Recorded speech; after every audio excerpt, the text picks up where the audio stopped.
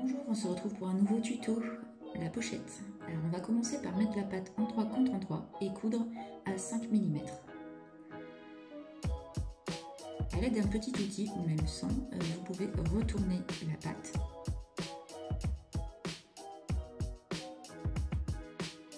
Ensuite on va l'écraser au fer en positionnant la couture au milieu de la pâte.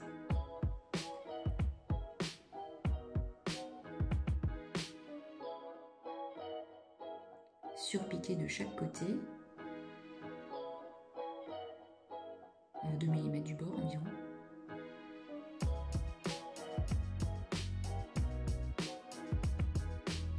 Ensuite, on va couper l'extrémité, mesurer 6 cm et couper un deuxième morceau de 6 cm également. Vos pâtes sont prêtes, mettez-les de côté. On va d'abord les surpiquer une deuxième fois pour les renforcer. Cette étape est facultative.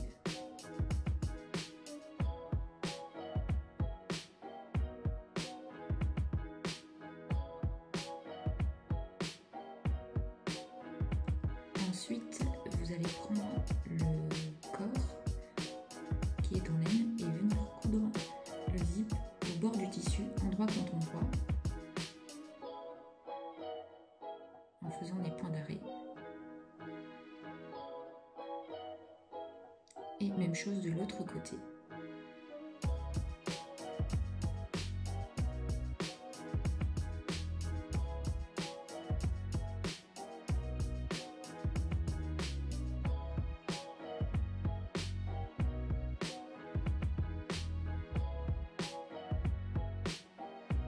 Positionnez la doublure en faisant attention à mettre le côté court, qui est le devant, sur la partie devant du corps.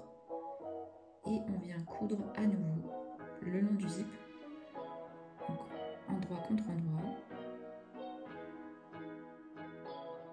en faisant bien des points d'arrêt.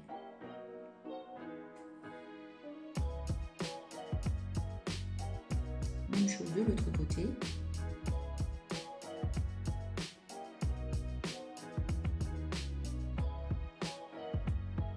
Faites attention à bien positionner la première pièce de doublure pour éviter de la coudre, ce serait maladroit. Alors ici on a une valeur de couture de 1 cm, c'est pour ça qu'on voit qu'il y a une petite partie qui dépasse.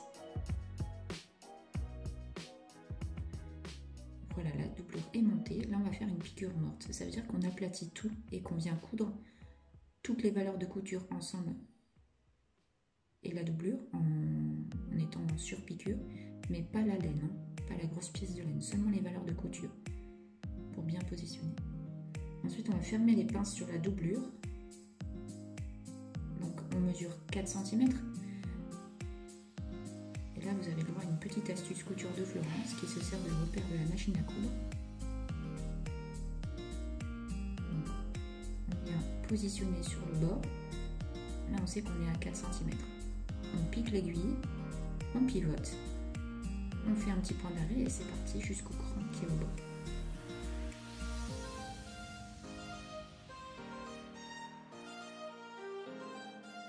Même chose pour les autres. Ensuite, on vient surpiquer sur la partie laine le long du zip. Donc, si vous avez un pied spécial fermeture éclair, c'est toujours mieux.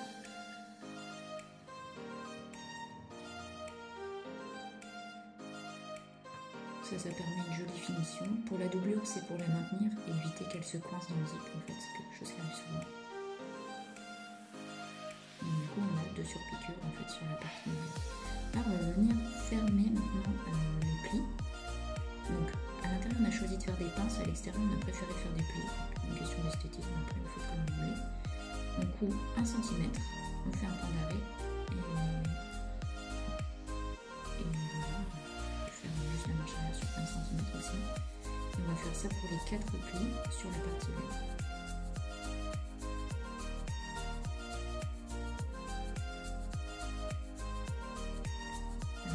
Pour faciliter le montage des pâtes, on va venir préparer le travail en faisant un point d'arrêt. Vous pouvez faire plusieurs allers-retours en fait, en maintenant bien les 2 parties extrêmes du ruban des deux côtés. De cette manière, ça évitera que ça s'ouvre tout à fait. Voilà, là c'est bloqué. On vient positionner sur l'endroit la pochette. Et là, on va venir mettre les pattes. Donc il y en a une qui se met sur le bord du zip et l'autre qui se met vers le haut. Donc quand vous pliez la pochette, vous verrez, vous avez un petit cran. C'est pour schématiser le dos du devant. Donc la partie basse c'est le devant, on va dire, et la partie haute c'est le dos. En fait le zip est vraiment sur le devant de la pochette, il n'est pas au sommet, on va dire. Donc voilà, on fait des petites coutures pour fixer les pattes, comme ça c'est prêt. Ensuite, attention à bien laisser ouvert votre zip à moitié avant de continuer. Et là, on va venir épingler les plis. Donc mettez bien des épingles et positionnez vos plis afin de les fixer en faisant une petite couture. C'est juste pour que ce soit bien positionné par la suite.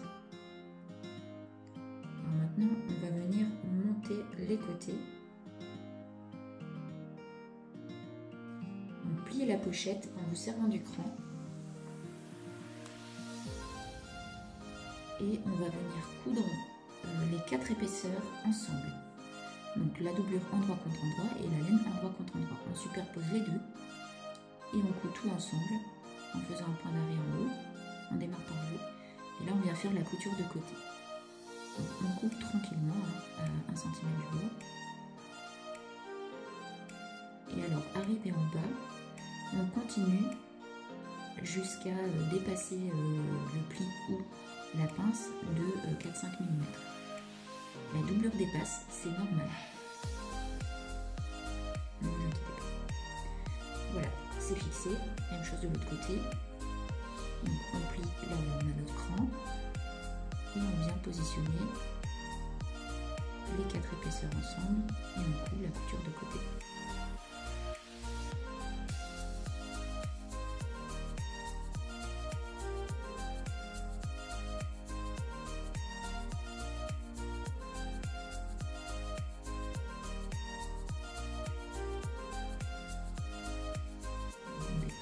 On fait son point d'arrêt et voilà.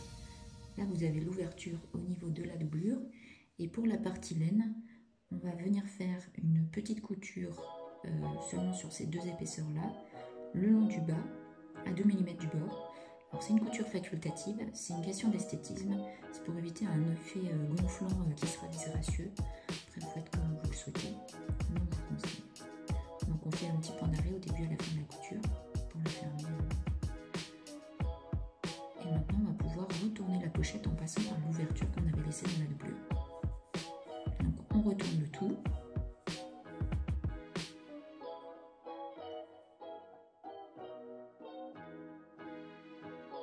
Et là, on vient mettre la valeur de couture de la doublure vers l'intérieur et on épingle afin de fermer la pochette. Donc, vous rentrez 1 cm et vous mettez des épingles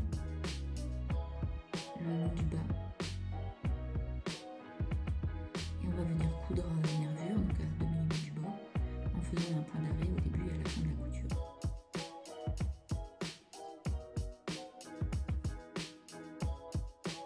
Voilà, vous pouvez couper les fils, retourner la pochette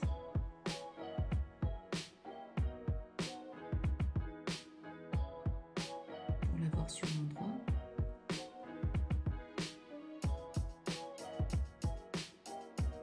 Voilà le résultat final de votre pochette avec les surpiqûres de maintien. Le fait que les 4 épaisseurs soient prises ensemble, ça évitera que la doublure ne sorte et ne se coince dans le zip. Donc c'est bien sécurisé. Il ne me reste plus qu'à choisir une petite chaîne pour mettre à votre pochette. Et voilà, vous pouvez être fiers comme un pain.